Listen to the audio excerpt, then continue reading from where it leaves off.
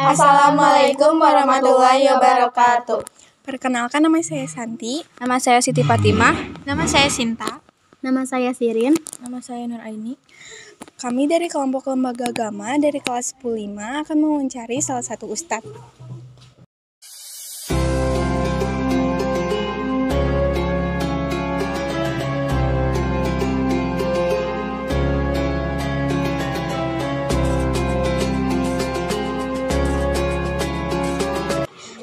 Assalamualaikum warahmatullahi wabarakatuh, Bapak.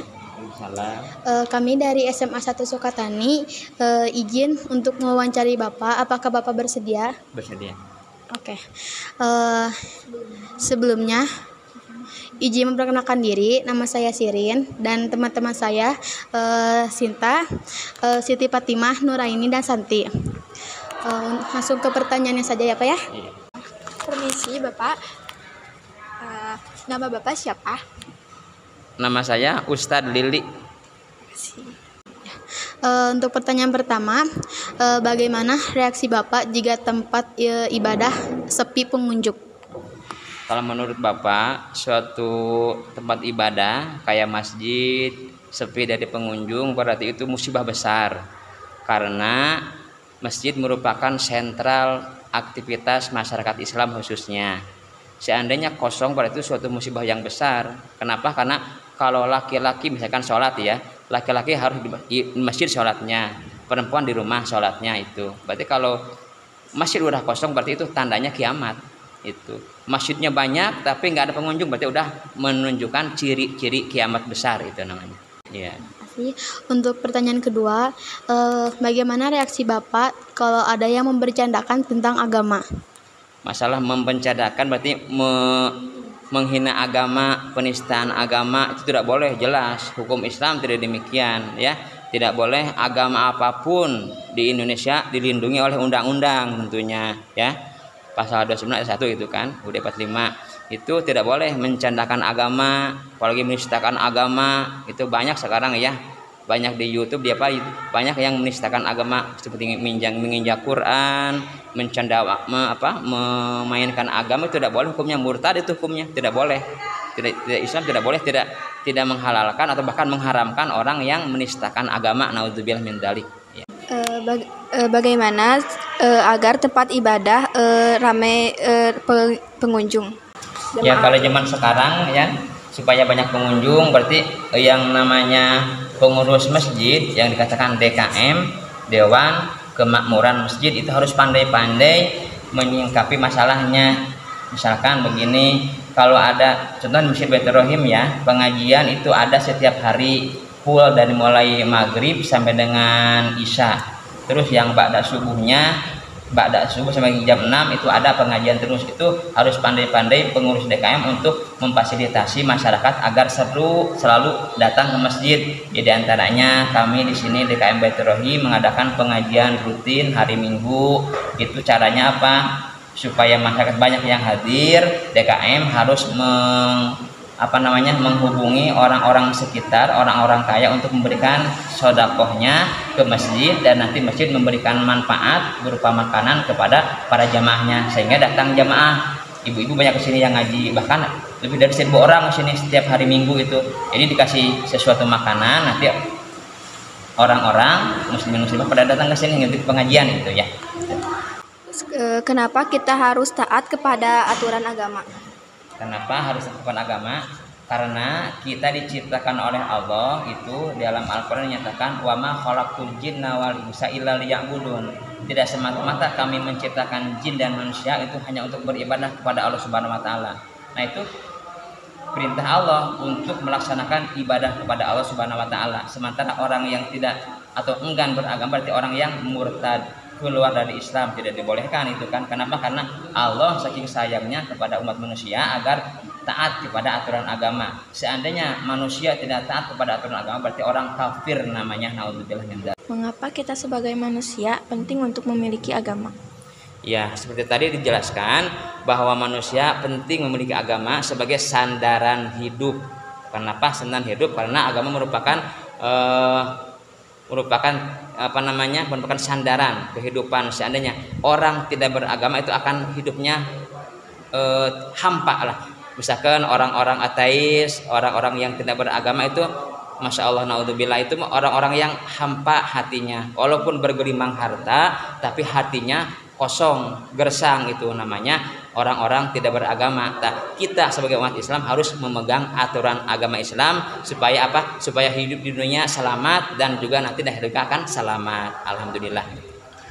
Bagaimana pendapat Bapak tentang keberagaman agama yang ada di Indonesia? Ya, itu masalah keberagaman itu udah sunatullah, katakanlah. Jangankan di Indonesia, di Mekah sendiri banyak agama-agama, ada Nasrani, ada Yahudi, itu kan, ada Majusi, ada Islam dan sebagainya. Apalagi di Indonesia itu agama yang udah ada sebelum Islam udah banyak, agama Hindu, agama Buddha, gitu kan.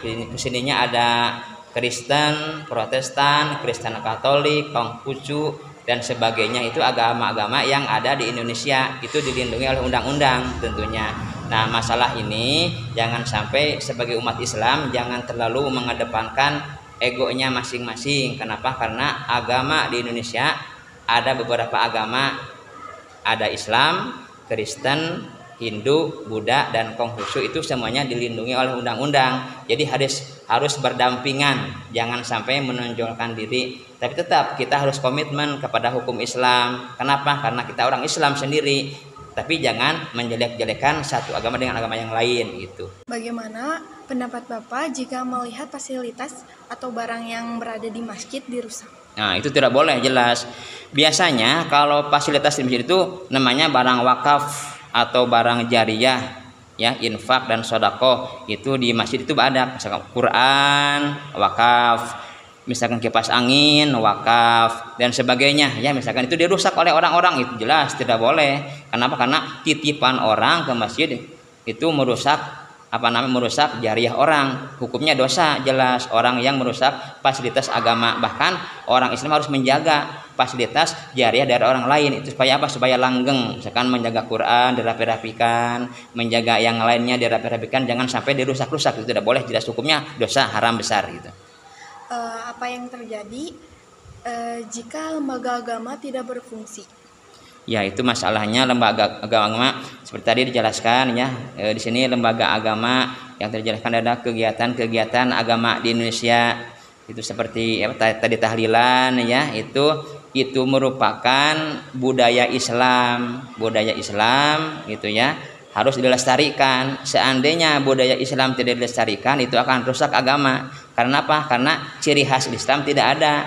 Contohnya, misalkan orang meninggal dunia tidak diadakan tahlilan, tidak adakan doa bersama, itu kan bahkan sebuah keluarga yang anggota keluarganya meninggal dunia itu misalkan tidak ada doanya, naudzubillah, itu sangat dosa, ya. Orang anak keturunan ahli warisnya tidak mendoakan orang yang meninggal dunia, sangat dosa sekali. Kenapa? Karena orang meninggal dunia misalkan itu membutuhkan doa dari yang hidup, itu kan. Apalagi dalam hadis dikatakan bahwa idza mata ibnu adama in qata'aluhu illa min salasin shadaqatin jariyatin aw ilmin yantafa'u bihi aw waladin sholihin yad'u lahu. Artinya 3 hal yang apabila anak Adam manusia ini meninggal dunia putus segala amalnya kecuali 3. Pertama, sedekah jariyah. Nah, kalau sedekah jariyah kita orang hidup disedekahkan, misalkan kita ini punya uang, punya barang sebagainya, disedekahkan ke masjid, itu sangat manfaat. Nanti orang meninggal itu akan mendapatkan manfaat jariyah tersebut. Kedua, au ilmin yuntafa'u bihi, ilmu yang dimanfaatkan. Nah, ini punya pengetahuan ilmu agama dimanfaatkan, ditransfer ke anak-anak didik kita, itu akan selalu mengocor pahalanya kepada kita. Yang ketiga adalah waladun yad'ulahu, anak yang soleh yang selalu mendoakan. Nah, ini masalahnya, anak yang soleh yang mendoakan orang tuanya itu sangat dinanti-nanti oleh orang tua yang meninggal dunia. Makanya kita sebagai umat Islam jangan sampai tidak mendoakan kedua orang tua yang telah meninggal dunia. Itu khususnya dan umumnya kepada muslimin muslimat yang meninggal dunia harus didoakan. Allahumma gfir lahum warhamhum wa'afihim wa'fu anhum. Itu doa orang hidup pada orang yang mati. Demikian, ya. Alhamdulillah. Maaf Bapak, bagaimana pendapat Bapak jika melihat banyaknya masyarakat atau warga di sini yang tidak melaksanakan kewajiban sholat, padahal sholat merupakan tiang agama. Iya, itu masalah sholat itu merupakan hal yang pokok ya.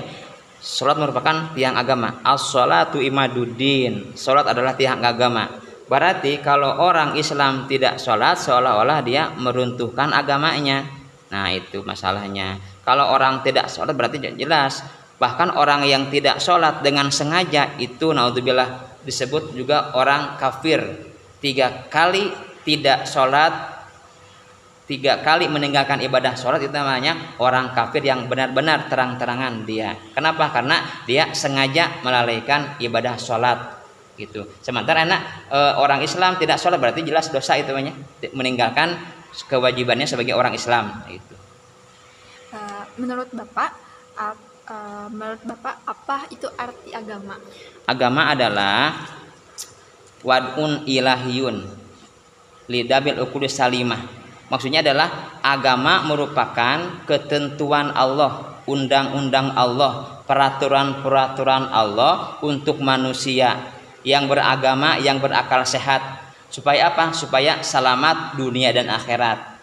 Kalau seandainya undang-undang Allah dilaksanakan, akan selamat dunia dan akhirat. Kalau undang-undang Allah atau peraturan Allah ini dilanggar, otomatis akan celaka dunia akhirat. Makanya kita selaku umat Islam harus menjaga undang-undang Allah, aturan-aturan Allah. Jangan jauh-jauh. Contohnya kita di sekolah di SMA misalkan Sukatani, misalkan ada undang-undangnya, ada tata tertibnya, di sana ada aturan-aturannya, ada aturan mainnya. Berarti kalau siswa melanggar undang-undang akan kena kena sanksi gitu kan, sana sanksi. Nah itu juga Allah juga sama. Allah memberikan undang-undang kepada umat Islam supaya selamat dunia dan akhirat. Demikian.